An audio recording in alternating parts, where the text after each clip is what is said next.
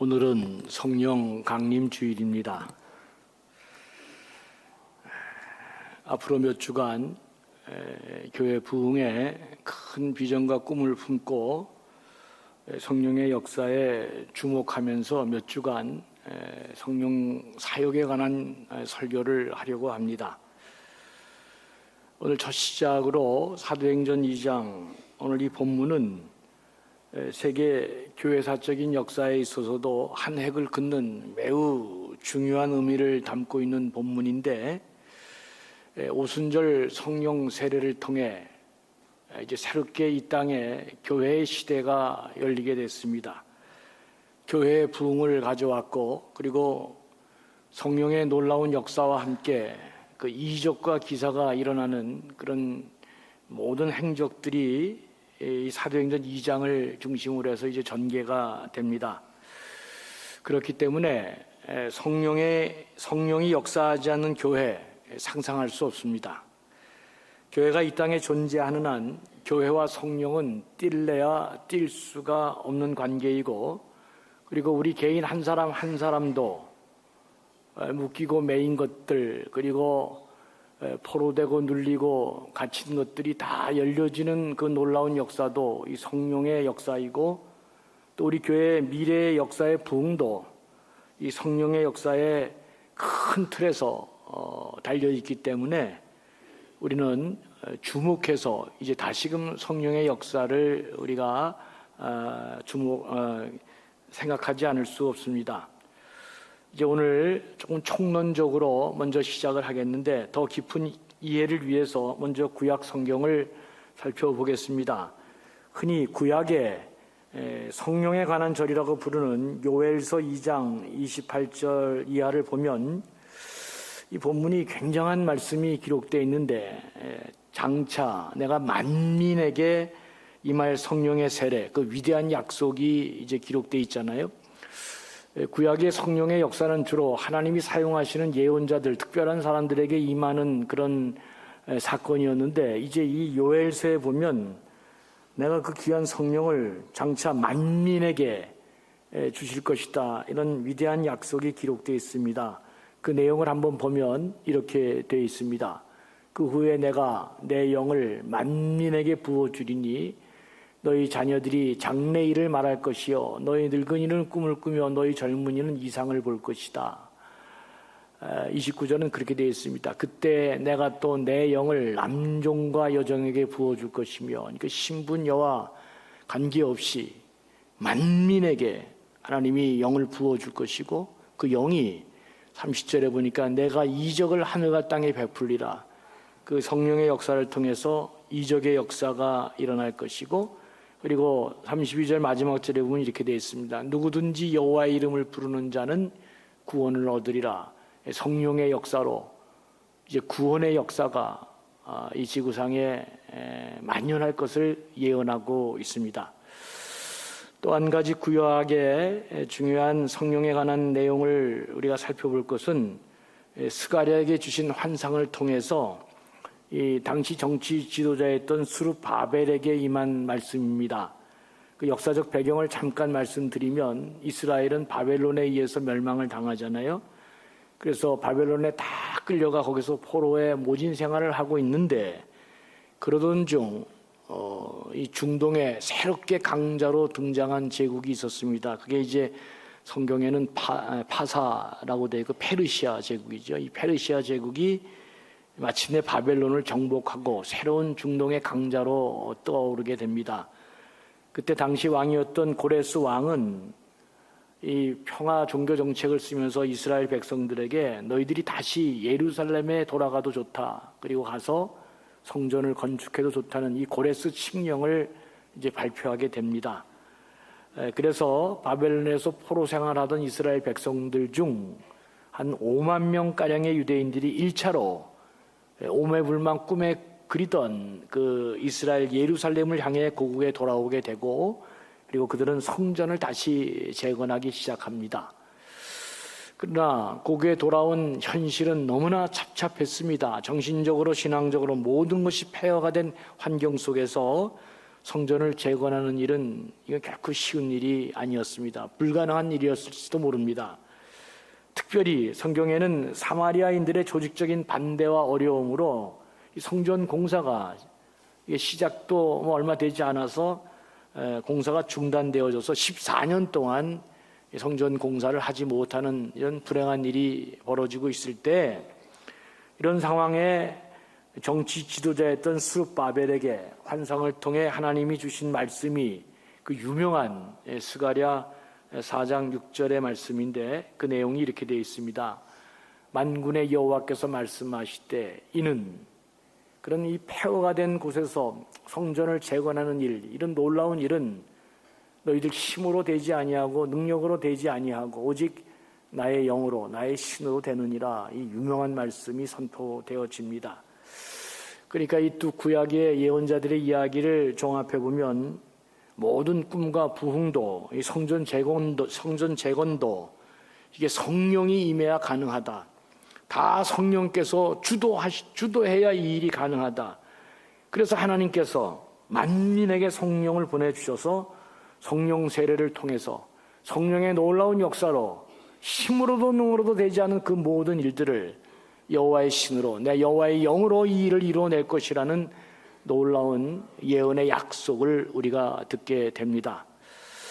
그런데 이 예언의 약속이 사도행전 1장 4절에서 이제 신약으로 넘어오면 예수님이 승천하시기 전에 놀라운 말씀을 하십니다. 한번 보시죠. 1장 4절에서 5절을 보면 사도와 함께 모여서 그들에게 분부하여 이르시되, 그러니까 사도와 함께 모이사 그들에게 분부하죠. 예루살렘 떠나지 말라. 내게서 들은 바 아버지께 약속하신 것을 기다려라. 요한은 물로 세례를 베풀었지만 너희는 몇 날이 못 돼서 성령으로 세례를 받으리라. 그렇게 말씀하십니다. 예수님이 마지막 승천하기 전에 제자들에게 너희들이 성령으로 세례를 받으리라. 참된 제자가 되느냐, 능력 있는 제자가 되느냐 안 되느냐의 결정적인 시금석이 성령을 세례로 받느냐 안 받느냐에 달려있다는 굉장히 중요한 이야기를 예수님이 하셨습니다. 그리고 승천하셨어요. 그리고 나서 그 모든 예언의 약속이 오늘 본문 사도행전 2장 여기서 이루어지게 됩니다. 1절부터 보니까 오순절 날이 이미 이름에 그들이 다 같이 한 곳에 모였더니 호련히 하늘로부터 급하고 강한 바람 같은 소리가 있어 그들이 앉은 온 집안에 가득하며 마치 불의 혀처럼 갈라지는 것들이 그들에게 보여 각 사람 위에 하나씩 임하여 있더니 그들이 다 성령의 충만함을 받고 성령의 말하심을 따라 다른 언어들로 말하기를 시작하니라 그랬습니다. 이것이 1세기 예루살렘 교회가 시작할 때 성령 세례를 받는 장면입니다. 이 본문에서 성령 세례라고 하는 말은 나오지 않지만 예수님께서 이미 사도행전 1장에서 아까 말씀드렸던 것처럼 너희는 몇 날이 못 가서 성령으로 세례를 받으리니 그렇게 말씀하신 다음에 성령이 임했기 때문에 이 장의 예루살렘 성도들이 경험한 세례는 아주 독특한 성령 세례임을 우리가 알 수 있습니다. 그러니까 오늘 본문 2장에 나오는 성령의 체험은 아주 독특한 성령 세례 사건입니다. 그리고 오늘 본문 4절을 다시 한번 보면 그들이 다 성령의 충만함을 받고 그랬습니다. 그러니까 이 성령 세례는 성령의 충만함과 깊은 관계가 있다는 것을 알 수 있습니다. 성령 세례 받은 사람은 성령의 충만한 가운데 삶을 살게 되는데, 이런 성령의 충만한 삶을 사는 사람들 가운데는 그 놀라운 기적과 이적과 기사가 일어나는 것, 사도행전 2장 이후에 되어지는 모든 일들 가운데 우리가 그것을 보게 됩니다. 그런데 제 경험으로 보니까 이 성령 충만함은 또 이게 잘 관리가 안 돼서 사라질 수도 있고, 그리고 우리가 다시 또 충전받을 수 있는 것이 아닌가, 늘 그런 생각을 합니다. 이제 총론을 여러분들에게 다시 한번 정리해 보겠습니다. 예수 그리스도를 믿는 우리들은 다 우리 안에 성령이 내주하고 있습니다. 왜 그러냐면 사도행전 2장 38절 39절에 베드로의 설교를 통해서 다시 한번 확인합니다. 베드로가 이르되 너희가 회개하여 각각 예수 그리스도 이름으로 세례를 받고 죄사함을 받으라. 그리하면 성령의 선물을 받으리라 그랬습니다. 이 약속은 너희와 너희 자녀와 모든 먼데 사람, 곧 주 우리 하나님이 얼마든지 부르시니까 우리 다음 세대에도 얼마든지 이 일이 예수 그리스도를 믿고 하나님을 고백하고 세례받는 자에게 성령이 임한다는 것을 지금 약속해 주고 있습니다. 그러니까 우리 여기 앉아있는 모든 분들, 세례받고 하나님의 자녀가 된 사람은 전부 다 성령을 받은 것입니다. 진심으로 예수를 주로 고백하고 예수가 나의 구원자임을 믿는 사람은 오늘 사도행전 이 말씀처럼 성령과 다 관계된 삶을 사는 사람입니다. 우리 가운데 성령이 하나도 우리 안에 내주하지 않는 사람은 없습니다. 사도 바울은 이 사건을 고린도전서 12장 3절에서 이렇게 말씀했습니다. 성령으로 아니하고는 누구든지 예수를 주시라 할 수 없다. 예수 그리스도가 나의 구원자임을 고백하게 하는 것은 내가 하는 것이 아니고 성령께서 하시는 것이다. 이것을 요한복음은 이렇게 요한복음 1장 12절 13절에서 말씀합니다. 영접하는 자, 곧 그 이름을 믿는 자들에게는 하나님의 자녀가 되는 권세가 있다. 그러니까 인생이 두 번 태어나는 거죠. physically, 육체적으로 한 번 태어나는 게 있고 또 한 번 영적으로 태어나 하나님의 자녀가 되는 놀라운 일이 있다. 이게 성경이 우리에게 계시로 가르쳐주는 말씀입니다. 그런데 하나님의 자녀가 어떻게 되느냐? 이는 혈통으로나 육정으로나 사람의 뜻으로 나지 아니하고 오직 하나님께로부터 난 자들이니라 그랬습니다. 그러니까 하나님의 자녀가 되는 것은 하나님께로부터 난 일이다. 그 하나님께로 난 일이 어떻게 난 일입니까? 그것이 바로 성령의 인도하심 가운데 우리가 예수 그리스도를 주로 고백하게 하고 예수 그리스도를 믿도록 성령이 우리 가운데 역사하셔서 이 일을 행하신다, 그런 말입니다. 그러니까 예수 믿을 때 이 성령의 역사에 도우심이 없이는 그 예수 그리스도의 피 묻은 복음을 받아들일 수도 없고 또 하나님의 자녀가 되는 은총을 누릴 수도 없는 것입니다. 우리가 예수 그리스도를 주로 고백하고 하나님 자녀가 되는 순간 성령이 우리 가운데 역사하고 그분이 영원토록 우리 가운데 함께 사시는 것입니다. 그것을 신학적인 용어로 성령의 내주다 그렇게 말하는데, 예수 그리스도 믿고 하나님 자녀가 된 모든 우리들에게는 성령이 우리 안에서 역사하고 있는 것입니다.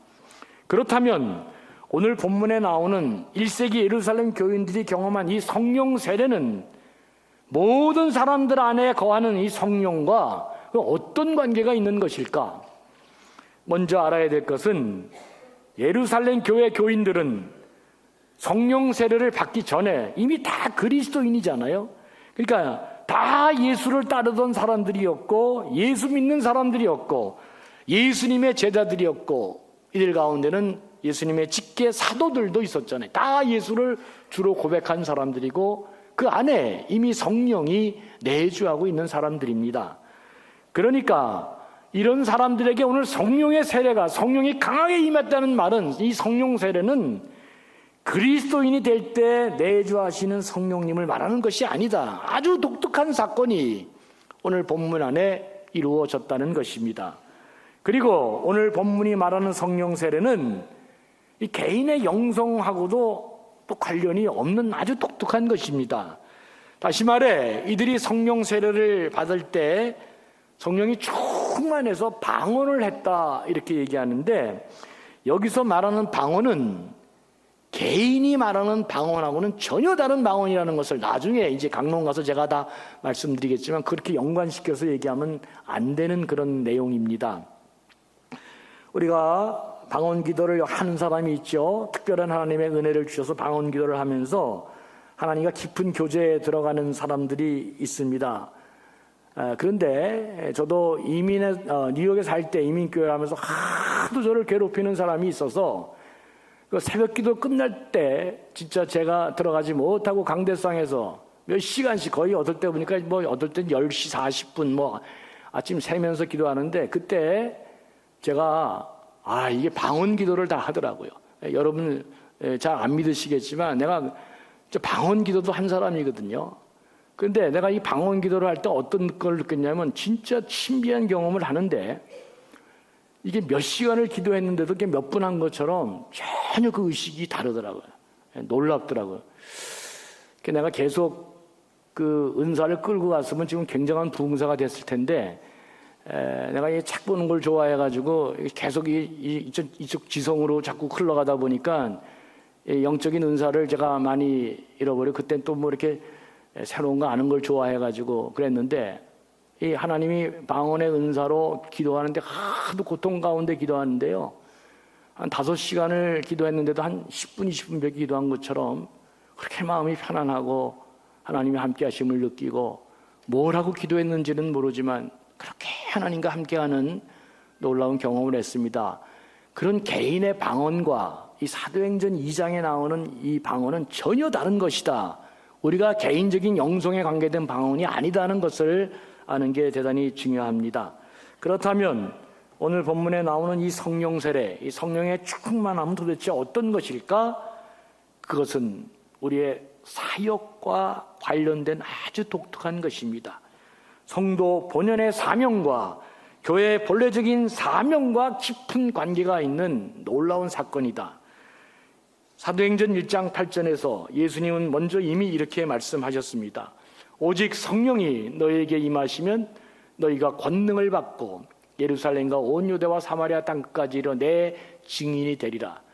성령이 너희에게 임하시면 그 성령의 충만한 가운데 너희가 권능을, 놀라운 능력을 받게 되고, 그리고 가장 중요한 일이 뭐냐? 사명이 뭐냐? 땅끝까지 이르러 예수 그리스도의 복음을 증언하는 증거자가 될 것이다. 그러니까 성령 세례의 의의는 능력을 받는 것입니다. 예수 그리스도의 증인이 되는 데 있는 것입니다. 내 사역의 현장에서 예수 그리스도의 권세와 능력이 나타나고, 그리고 영혼을 구하는 뜨거운 능력의 사람으로 바뀌는 것이 오늘 사도행전 2장에 나타난 성령 세례의 아주 중요한 의의인 것입니다. 제가 생각할 때 여기서 장로교와 오순절 교회 둘 다 이 사도행전 2장의 말씀을 바로 이해하는 데 실패하는 아주 중요한 이유가 있다 생각합니다. 여러분, 오순절 교회는 장로 교인들에게 다 성령 받지 못한 사람들이라고 이렇게 비난합니다. 왜 그러냐면 성령 받으면 방언을 해야 되는데 방언을 못하면 저 사람들은 성령 못 받은 사람이다 이렇게 생각하기 때문에 그렇습니다. 그건 오순절 교인들이 굉장히 잘못 이해하고 있는 것입니다. 그건 성령의 기능적인 차원이 다른 것인데 방언 하나로 성령 받은 것으로 판단하는 이런 잘못된 오류를 범하고 있고, 또 우리 장로교는 오순절 교회를 어떻게 생각해요? 아주 하찮은 것으로 생각합니다. 왜 그러냐면 개톨릭 이후에 이 개혁교회 신학을 다 완성한 어마무시한 체계를 다 세운 것이 장로교에서 그 체계를 세웠기 때문에 장로교는 웬만한 교단에서 무슨 뭐 이벤트적으로 뭐 이렇게 이런 걸 갖다가 아주 가볍게 생각하고 우습게 생각하고 천박하게 여기는 풍조가 있습니다. 지금 하나님의 영의 역사가 뜨겁게 일어나고 있는데 저거 아니다 이렇게 가볍게 천박하게 보는 그 경향이 우리 장로교에 있거든요. 이게 오순절 교회나 장로교회가 본문을 잘못 이해하고 있고 이 본문을 바르게 이해하는데 실패하고 있는 것입니다. 다시 말해 성령 세례를 받으면 그 복음의 열정이 굉장히 뜨거워질 뿐만 아니라 신앙생활에 얼마나 활력이 나는지를 이 본문이 설명해 주고 있습니다. 여러분, 다시 오해할까 봐 말씀드립니다. 우리 안에 성령이 내주하고 있습니다. 여러분, 이것만으로도 우리가 복음을 증거할 수 있습니다. 여러분 마음대 복음 증거 안 하겠다고 생각하는 사람 있어요, 없어요? 다 복음 증거하고 싶잖아요. 지금도 우리 교회 안에 세상 사람들이 감당할 수 없는 놀라운 헌신과 희생과 이 주님을 향한 놀라운 이 열정이 살아나는 것은 여러분 안에 성령이 역사하셔서 이 귀한 일들을 감당하도록 여러분들을 이끌어 가시기 때문에 성령이 여러분 안에 작동하고 있는 거잖아요. 그런데 1세기 예루살렘 교회 교인들의 체험을 바탕으로 생각해 보면 이 뜨거운 성령 세례를 받으면, 이 뜨거운 성령의 충만함을 받으면 전도하지 말라 그래도 그 뜨거운 열정에 전도하게 되고, 그렇게 복음 증거 열심히 하게 되면 성령의 놀라운 이적과 기사가 우리 가운데 임하는 놀라운 일이 벌어지게 된다고 하는 것. 그 나머지 강론은 다음번에 다 설명하겠지만, 이게 바로 성령 세례, 성령의 뜨거운 역사가 우리 가운데 필요한 이유가 되는 것입니다. 사랑하는 교우 여러분, 예수님의 제자들이 다 어떤 사람이었습니까? 예수님 따라다니면서 특수교육 다 받은 사람 아닙니까? 예수님의 제자들은 요즘 말로 말하면 그 굉장한 신학교를 다닌 거나 마찬가지잖아요. 3년간 예수님과 따라다니면서 예수님이 하나님 나라에 대해서 무엇을 얘기했고, 놀라운 기적과 이적을 어떻게 행하시고, 그리고 많은 사람들에게 강론하며 가르치는 그런 내용들을 바로 옆에서 보고 먹고 자고 하면서 예수님의 삶을 그대로 본받은 사람들입니다. 그렇게 예수님 3년 과정 다 마치고 막 하늘나라 올라가시는데, 여러분 제자들은 어떻게 하고 있습니까? 다 딴소리하고 있습니다. 끄떡도 안 하고 있습니다. 변화되지도 않았습니다. 복음 전하는데 별로 관심도 없었습니다. 오직 관심이 있는 건 딱 하나, 어떻게 하면 내가 예수님 때문에 더 높은 자리에 올라가고 더 나은 인생을 차지할 수 있을까? 어떻게 하면 남보다 더 한 자리 차지할 수 있을까? 거기에만 집중하고 다루던 사람들이었습니다. 그런 사람들이 예수님이 약속하신 성령의 세례를 받자 그들은 변하고 전혀 다른 사람이 되었던 것입니다. 관건이 무엇입니까? 성령 세례를 받는 데 있는 것입니다. 저는 제주도에서 목회하면서 독특한 경험을 했습니다. 여러분, 그 제주도에서 내가 목회할 때 온갖 미신적이고 우상들, 무당들 다 만났거든요. 그런데 놀라운 일이 벌어졌어요. 한 건물 안에 1층은 무당집이고 2층은 교회고, 또 옆 건물에 또 무당집 2개가 있었는데 1년 뒤가 되니까 교회가 문을 닫았어요. 그 1층에 있는 무당집은 잘 되고, 그들이 또 1년 가니까 옆에 있는 무당집 2개가 다 문 닫고 맨 마지막 1층에 있는 그 집 하나만 살아남았더라고요. 그 내가 가만히 관찰해 보니까 이게 무당도 급이 있다는 걸 알았어요. 강신무당, 귀신이라도 강신무당은요 이 급이 다르더라고. 귀신도 역사하더라고. 근데 옆에 있는 무당은 어떤 무당이 학습무당, 남의 거 한 거 따라서 해가지고 안 되더라고 그거. 교회는 왜 없어졌을까? 교회는 진실을 얘기하는데도 이 목사가 이게 좀 시원치 않은 게 이제 내가 보니까. 그러니까 내가 그때도 그런 생각했어요. 이 목사도 급이 있구나.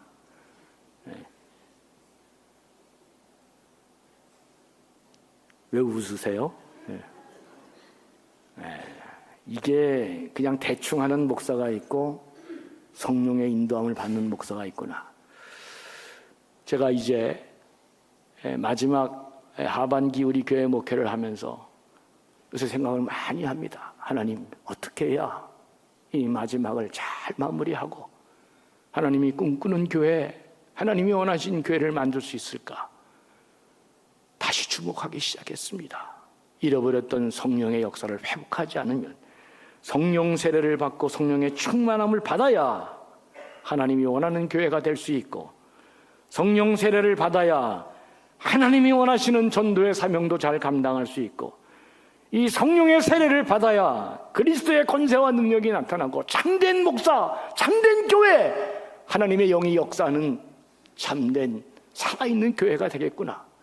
다시금 내가 주목해야 될 것이 책나무레기가 아니라 위에서부터 내려주시는 하나님의 신령한 은혜의 이 성령의 역사가 내 안에 임하지 않고는 정말로 이게 목회가 불가능하겠구나. 여러분, 예루살렘 교회의 능력의 비결이 바로 여기에 있잖아요. 기독교의 독특성이 바로 여기에 있고, 이 성령 세례 사건을 통해서 이 역사에 처음으로 하나님의 교회가 출현하면서 유대교와 근본적인 차이를 보이면서 다른 그런 공동체로 발전하게 된 것입니다. 제가 가끔 생각해요. 받은 것도 없는데 자꾸 전화라고 교회 목사님 자꾸 얘기하고, 또 어느 날은 또 교회 왔는데 태신자 적어내라고, 무조건 써내라고 막 이렇게 여러분들한테 자꾸 적어내라 그러니까, 뭐 이게 안 적어내려고 그런 건 아닌데, 전도 안 하려고 하는 건 아닌데, 뭐 받은 게 있어야 뭘 적어내지. 그냥 우리 목사님 밤낮 저렇게 그냥 이상한 소리 하시고. 이런 거 참 내가 여러분 답답하죠? 우리 교인들은 중요한 얘기할 때는 얘기를 안 합니다. 답을 안 해요. 이렇게 내가 속으로 여러분 입장이 돼보는 거예요. 뭐 이게 우리 안에 성령이 내주함이 없는 건 아닌데, 내가 뭐 전도하고 싶은 마음, 뭐 그렇게 또 뭐 열심히 하고 싶은 마음이 없는 건 아닌데, 우리 목사님이 자꾸 저렇게 그냥 대도 않는데 자꾸 뭐 적어내라 그러고 뭘 적어낼 것도 없는데, 여러분 얼마나 답답하세요? 죄송합니다. 잘못했습니다. 제가 잘못했어요. 관건은 이 성령의 세례가, 이 성령의 충만함이 우리에게 있어야 되겠다. 두 번째로 생각할 점은 천상에 관한 것입니다. 오늘 총론만 얘기합니다.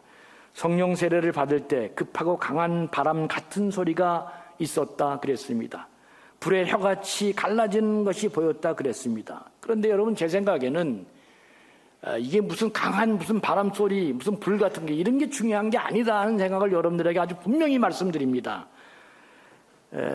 어떤 사람은 이것을 너무 장황하게 설명하고 이게 뭐 대단한 것처럼, 뭐 이게 일이 특별한 일이 있는 것처럼 학자들도 그렇게 글을 쓰고 있는데, 저는 그렇게 생각하지 않습니다. 아무리 제가 여러 책들을 봐도 그것은 성령 세례 때 나타난 하나의 현상에 불과한 거지, 이게 그래서 성경도 그렇게 되어 있잖아요. 바람 같은 소리, 불의 혀 같이 갈라지는 것, 그러니까 정확한 것이 아니고 그렇게 표현한 것이잖아요. 근데 어떻게 잘못된 또 이상한 목사님들은 뭐 바람 소리 같은 것이 뭐 있었다 그래가지고 그냥 무슨 부흥 집회할 때 쉬 그러면서 막 그냥 자기가 쉬 막 그러잖아요. 나 어렸을 때 그런 거 많이 내가 듣고 자랐는데, 뭘 쉬쉬해요. 쉬쉬는 그냥 바람 소리 같은 게 있었다. 그리고 불 받아라. 뭐 불은 그게 뭐 불이 떨어져야 무슨 성령이 역사하는 줄 막 그렇게 해야 무슨 부흥 집회를 한다 그렇게 했는데, 그건 너무 과장된 것 같고, 너무 이거는 좀 문자적으로 너무 이거는 좀 아닌 것 같다는 생각이 듭니다. 왜 그러냐면, 그런 성령 체험의 뜨거움을 경험한 사람들의 간증한 그런 책들 제가 다 보면, 어떤 사람은 어느 날 갑자기 하나님께 나와 찬양하고 기도하는데 자기 몸이 불같이 뜨거워지는 그런 성령 세례의 뜨거움을 경험했다, 그렇게 고백한 사람도 있고, 어떤 사람은 생수의 물 같은 것이 자기 몸을 확 지나가는 정말 평소에 느끼지 못하는 독특한 경험을 했다. 그리고 어떤 사람은 전기에 감전된 것처럼 느낌을 가질 수 있다, 이상한 느낌이 들고 막 특별한 경험을 가질 수 있다, 그런 경험을 했습니다. 그런 거 다 써놨거든요. 제가 지금도 지성적인 목사이지만 왜 영적인 성령의 역사를 지금도 부인하지 않는 것은, 저는 어렸을 때, 여러분 지금도 기억하는지 모르겠어요. 전 현신의 권사님이라는 사람이, 내가 기병을 크게 알았는데 여기 귀에다가 이렇게 밀가루를 딱 붙여주시고 기도하면서 성령의 역사로 나을지어다 막 기도하시는데, 진짜 이게 제가 낫거든요. 그렇게 안 나던 게. 그래서 내가 어린 마음에, 이게 진짜 영의 역사를 포기할 수 없구나, 이 한쪽 세계를 절대로 포기할 수 없구나. 또 하나는, 내가 아까 조금 전에 이민교회 얘기하면서 그렇게 하나님 앞에 간절한 마음으로 살려달라고 기도하는데, 성령의 역사가 나를 방언하게 만드는 그런 역사를 경험하면서, 이건 정말 함부로 폐기할 수 없는 놀라운 것을 제가 그렇게 체험하고 있는데, 그 경험한 사람들도 그렇게 다 써 있더라고. 어느 날 갑자기 그냥 몸이 불같이 뜨거워지면서 성령의 역사를 경험하고 몸에 많은 병들이 나으면서 하나님 앞에 평생 복음 전도하는 자로 살았다는 그런 이야기들, 생수와 같이 몸을 확 뒤엎으면서 성령의 뜨거운 역사가 자기를 경험케 하면서 자기가 새로운 사람으로 변화됐다. 그러니까 무슨 휙 소리 지르면서 무슨 바람 소리가 나야 성령이 임하고 불 받아라 그러면서 뭐 그렇게 해야 그게 아니다 하는 것을 다시금 제가 말씀드립니다. 이런 현상은 주목할 게 아니다. 언제나 우리가 관심 갖고 주목해야 될 것은, 이들이 성령 세례를 받아 능력 있는 사람으로 바뀌었고, 성령 세례를 받고 복음 전도에 능력 있는 증인들이 되었고, 그 이기적이고 자기를 향하던 사람들이 울타리를 넘어 전 세계를 향해 생명 걸고 복음을 증거하고 하나님 나라를 위해서 확장하는 놀라운 사람으로 바뀌어졌다. 여기에 주목을 해야 되는 것입니다. 여러분, 이 성령 세례 사건을 통해서 하나님의 교회가 출범했습니다. 그러므로 예루살렘 성령 세례 사건은 정말 단 한 번 있는 유일한 사건임에 맞습니다. 그러나 저는 개인적으로 고백하기를 교회가 세워지고 예수님을 통해서 주신 사명을 잘 감당하려고 할 때마다 이 성령 세례, 뜨거운 이 성령 역사의 체험은 계속적으로 우리 안에 일어나야 되고, 그리고 교회는 마땅히 그래야 된다고 저는 믿고 있는 목사입니다. 저는 요즘 이런 생각을 많이 합니다. 마지막 이 하반기 교회 일을 하면서 성령의 세례 없이, 성령의 충만함이 없이 내가 뭘 계획하고 뭘 하는 게 이게 과연 일이 이루어질 수 있을까? 성령의 충만함 없이 하는 일들이 과연 이게 이루어질 수 있을까? 그리고 자칫 잘못하면 교회가 엉뚱한 방향으로 갈 수도 있겠구나. 성령의 역사와 성령에 충만하지 않는 사람이 교회를 지도하고 인도할 때 이 교회가 과연 어디로 갈 것인가 하는 그 내 마음의 답답함도 있고, 그 먼저 가장 중요한 사람 목사인 내가 과연 성령의 충만한 역사도 없이 뭘 계획하고 뭘 하려고 하는가, 이 과연 이 일들이 다 이루어질 수 있을까? 다시금 성령을 주목하지 않을 수 없었습니다. 사랑하는 교회 여러분, 어떻게 해야 우리도 성령 세례, 성령 충만함을 다시 21세기 여기 지금 우리가 받고 누릴 수 있겠습니까? 첫째는 우리 자신에게, 우리 공동체 안에도 오순절 성령 세례 역사가 임하기를 간절한 소원이 먼저 우리 안에 있어야 되겠다. 여러분, 왜 간절한 소원이 있어야 됩니까? 이것이 우리 자신과 우리 교회의 미래를, 모든 문제를 푸는 결정적인 요소이기 때문에 그렇습니다. 둘째는 성령이여 오시옵소서 기도하는 교회가 돼야 되겠다. 기도할 때 성령의 역사가 일어나기 때문입니다. 성령의 역사가 내 안에, 우리 공동체 안에 충만히 임하게 해달라고 간절한 마음으로 우리 모두가 함께 기도할 때 이 놀라운 성령의 역사가 일어날 것입니다.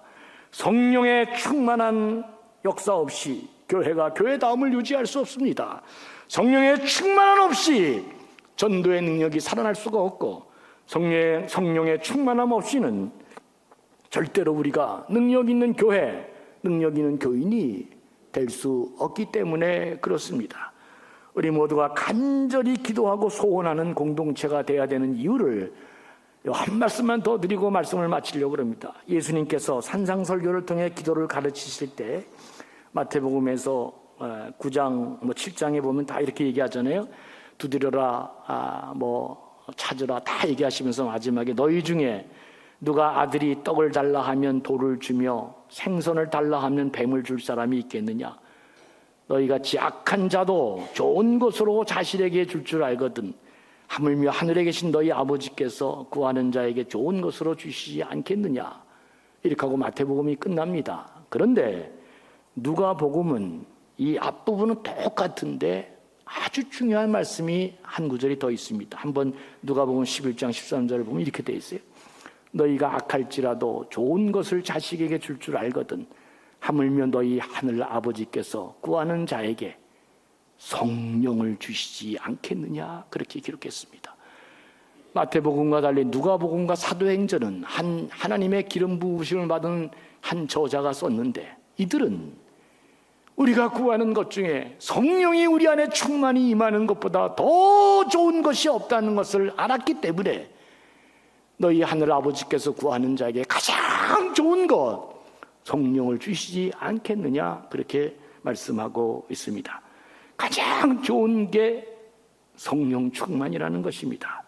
여러분, 우리가 아버지 앞에 구할 것이 많이 있을 줄 알지만 그 무엇보다도 성령을 가장 좋은 것으로 여기면서 성령 충만을, 성령이 나에게 충만히 임하기를 기도하는 성도가 되어야 된다. 여러분, 성령 충만이 우리에게 임할 때 묶이고 매인 것들이 풀어지는 역사, 눌리고 포로되고 우리를 갇혀놓은 모든 것들이 열어지는 역사가 여기에서 열리게 될 것입니다.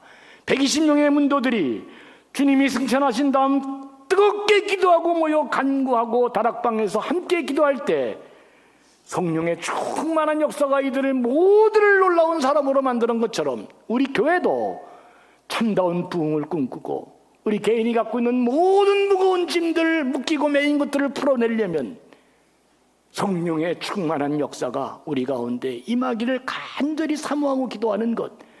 오소서 성령이여 우리에게 임하소서. 더 뜨거운 영으로 우리의 묶인 것들을 풀어주시고 나아갈 미래의 길을 열어주시고, 하나님 그 놀라운 역사 속에 우리도 그 이사와 기적들과 모든 신비한 것들을 경험하는 축복의 역사 있게 해달라고 기도할 때, 우리 교회는 세상을 책임지고 세상 사람들을 살려내고 우리 모두도 다 같이 살아나는 놀라운 은혜의 교회가 될 것입니다.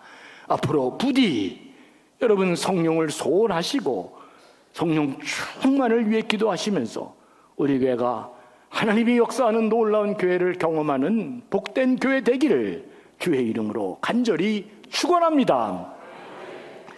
하나님 아버지, 성령 강림주의를 맞이하여 다시금 초심으로 돌아가 새롭게 이 교회를 재건하는 마음으로 성령의 역사를 간절히 소원하며 기도합니다. 주여, 앞으로 몇 주간에 걸쳐 성경에 나와 있는 성령의 귀한 역사들을 우리가 묵상하고 말씀을 나눌 때 하늘문을 여셔서 그 놀라운 신비한 능력을 저희들에게 하나님 열어주시고, 우리의 답답하고 묶이고 매인 모든 것들이 풀어지는 역사가 있게 도와주시고, 아버지 하나님, 닫힌 문이 열리고 막힌 담이 허물어지고 다 떠났던 사람들이 돌아오고 어려운 문제들이 쉬워지고 마침내 하나님이 부어주시는 그 놀라운 기적과 이적을 경험하는 축복의 능력의 사람들 되도록 주여 오소서. 성령이여 우리를 새롭게 하시고 우리를 충만케 하여 주시옵소서. 감사하며 예수님의 이름으로 간절히 축복하며 기도합니다. 아멘.